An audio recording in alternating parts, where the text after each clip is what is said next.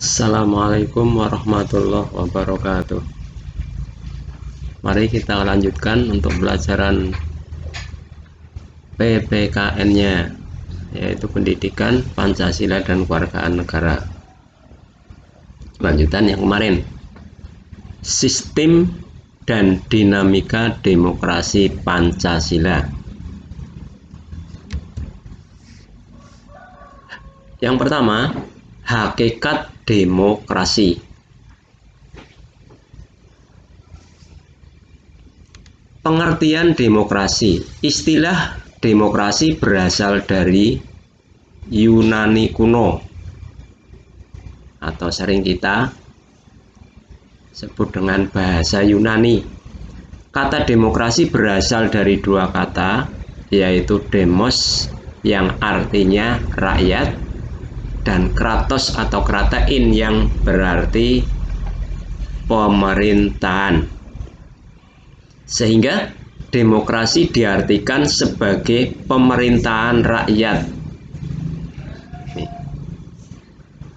Ada tokoh yang menyebutkan bahwa demokrasi adalah pemerintahan dari rakyat, oleh rakyat, dan untuk rakyat.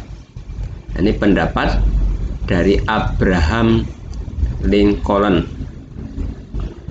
Demokrasi itu adalah pemerintahan dari rakyat, oleh rakyat, dan untuk rakyat. Ada juga yang berpendapat, yaitu Karol Holt.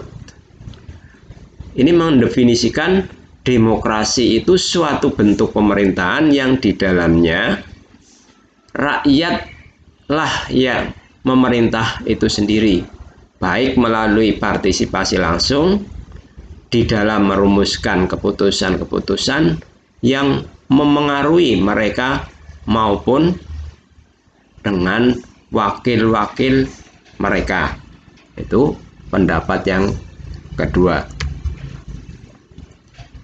Jadi demokrasi ini ada dua pendapat. Pada hakikatnya dua pendapat itu ya sama, pemerintahan dari rakyat, oleh rakyat, untuk rakyat. Kemudian yang kedua, ciri-ciri demokrasi. Yang pertama, adanya pengakuan, penghargaan, perlindungan terhadap hak-hak asasi rakyat. Jadi adanya pengakuan, penghargaan, dan perlindungan. Yang kedua, ciri yang kedua, adanya pemilihan umum yang bebas, jujur, adil untuk menentukan pemimpin negara dan pemerintahan serta anggota lembaga-lembaga perwakilan rakyat, mulai dari presiden sampai kepada DPR. Ini secara langsung. Yang ketiga, adanya lembaga peradilan dan kekuasaan kehakiman yang independen sebagai alat penegak hukum. Ciri yang keempat, adanya pers atau media massa yang bebas untuk menyampaikan informasi dan mengontrol perilaku dan kebijakan pemerintah, atau untuk mengawasi.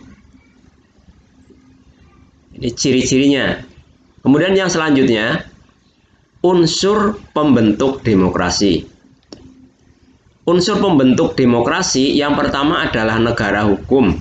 Mengandung pengertian bahwa negara itu memberikan perlindungan hukum bagi warga negara melalui lembaga peradilan yang bebas dan tidak memihak serta menjamin hak asasi manusia. Ini unsur yang pertama. Yang kedua, masyarakat madani.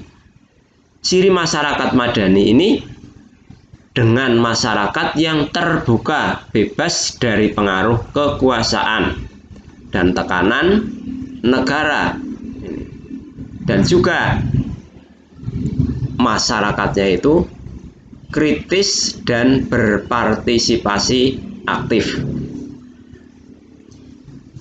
Unsur yang ketiga yaitu infrastruktur politik yang terdiri dari 5 komponen, antara lain adalah partai politik, kelompok gerakan, kelompok penekan, media komunikasi politik, dan yang kelima tokoh politik. Ini infrastruktur politik. Yang keempat, pers yang bebas dan bertanggung jawab. Jadi media massa ini yang bebas dan juga bertanggung jawab. Macam-macam demokrasi sekarang. Berdasarkan titik perhatiannya, demokrasi itu ada 3 jenis. Ada demokrasi formal, demokrasi material, dan demokrasi gabungan. Ini berdasarkan titik perhatiannya. Kemudian berdasarkan cara penyaluran kehendak. Siapa kehendak rakyatnya? Itu juga ada 3, yaitu demokrasi langsung, demokrasi tidak langsung, dan demokrasi perwakilan dengan sistem referendum. Demokrasi langsung contohnya pemilu. Demokrasi tidak langsung ini memilih wakil. Dan yang ketiga, berdasarkan hubungan antar alat kelengkapan negara. Ini ada 2, yaitu demokrasi sistem parlementer dan demokrasi sistem presidensial.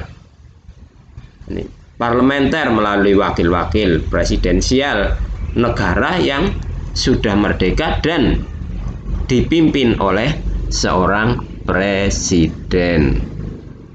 Sekian dulu dari kami. Assalamualaikum warahmatullahi wabarakatuh.